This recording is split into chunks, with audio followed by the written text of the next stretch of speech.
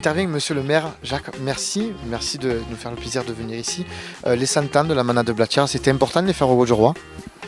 Oui, en quelque part, j'ai abondé quand Vincent, l'an dernier, en montant son programme, m'a dit on veut à tout prix faire les 100 ans. Bon, on a programmé cette course pour le dimanche de Pâques, donc on fera les 100 ans. Il est évident qu'avec les circonstances, la pandémie, ça a un petit peu perturbé, mais à son initiative, il a eu le courage, l'audace de quand même maintenir cette course, malheureusement sans public, mais enfin, je pense qu'il y aura d'autres retombées au vu de l'émission et de TV Toril, ce qu'ils ont fait comme après-midi, et cela aussi grâce naturellement à Robert Crost, qui lui a appuyé un petit peu, a fait le nécessaire vis-à-vis des services préfectoraux, naturellement, pour que cette course puisse se réaliser. Voilà, naturellement, je ne sais pas, c'est trop tôt encore pour savoir le rendu à travers l'émission, à travers le public qui a regardé ça à la TV, mais je pense que ça a dû rendre comme il faut.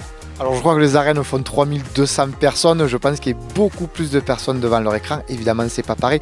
Monsieur le maire, on vous donne la parole, merci à vous d'avoir accepté que la course se fasse aussi. Il y a eu beaucoup, je sais, de paperasse, d'arrêtés préfectoraux, ça a été compliqué mais on l'a fait. Oui, on l'a fait, ça nous tenait à cœur, ce centenaire de la manade de Blatière, parce que l'histoire de ces arènes et l'histoire de la manade de Blatière vont de pair, et ça nous tenait à cœur. Ensuite, l'initiative de Vincent Ribera avec Toril TV de faire la course télévisée par vos services, par vos soins. Ça, on a trouvé que c'était une très bonne idée. Encore fallait-il avoir l'autorisation, et je voudrais vraiment saluer la préfète, Madame Marie-Françoise Le Caillon, qui arrive chez nous et qui a été attentive à l'écoute de cette tradition. Et je crois qu'elle a marqué à son arrivée positivement, entre autres par cette décision, afin que cette course puisse avoir lieu aujourd'hui. Alors, on pourra dire que la ville du Grau-du-Roi a été la pionnière de faire cette course en direct. Vincent Ribera, si Vincent peut venir nous rejoindre, on va prendre évidemment à chaud les réactions. Vincent, ça y est, c'est fait. Il y a eu la course, tout s'est bien passé. On a assisté à une belle royale. T'es ressenti?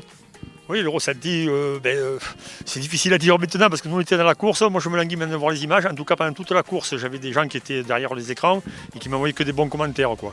Donc moi ça m'a fait plaisir de pouvoir faire cette course. Je suis content que monsieur le maire nous ait aidé à avoir les accords. Et ça me fait plaisir pour Jacques et pour toute la manade de Blatière d'avoir fêté ses 100 ans comme il se doit au Grau-du-Roi. On ne pouvait pas faire la saison sans fêter les 100 ans de Blatière, donc on l'a fait et on est content de l'avoir fait. Voilà. Merci beaucoup à tous les trois, merci à tous les acteurs qui étaient là aujourd'hui, merci à Loïc et merci à Jean-Marc, merci à Romain Beaufy. On va attaquer avec la remise des prix.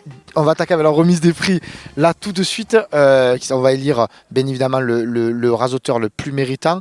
Merci à vous messieurs, merci Jacques de nous avoir donné votre temps. Merci à toi Romain aussi d'être venu, d'avoir compensé et d'être venu, de nous avoir fait le consultant.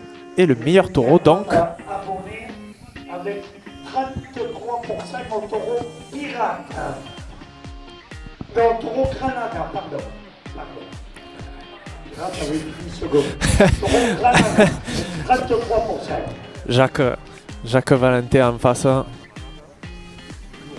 qui annonce vainqueur le taureau, le meilleur taureau élu. Alors les votes ont été faits et réalisés par les abonnés des arènes du Grau-du-Roi et par nous-mêmes.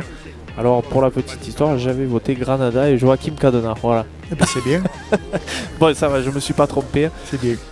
On l'a dit, un taureau qui a du potentiel, un taureau qui a beaucoup de moteur.